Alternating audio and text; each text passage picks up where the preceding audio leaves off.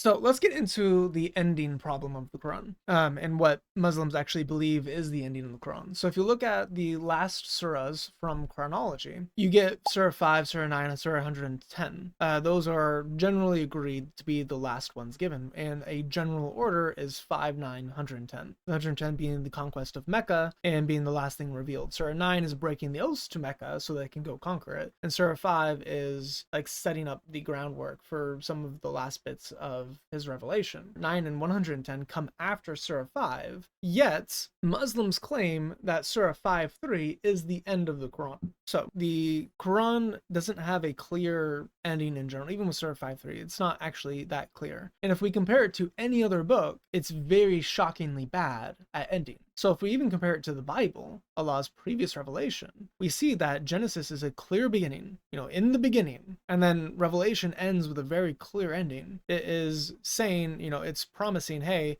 anyone who alters this book, a curse will be on them, and is praying for Jesus to come back. And it ends with amen. It is done. So it has a clear beginning, it has a clear ending with warnings of alteration and of a prayer of the end to come.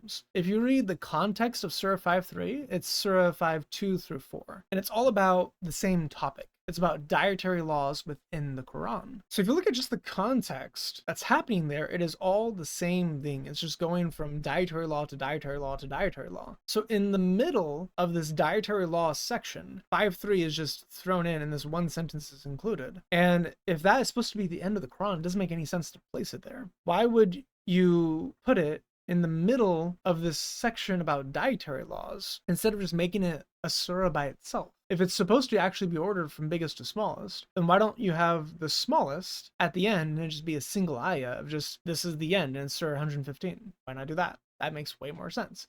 Why am I, a random person, more intelligent than Allah? That doesn't make any sense. Why isn't Surah 5:3 the last surah? Why is it awkwardly stitched between dietary laws?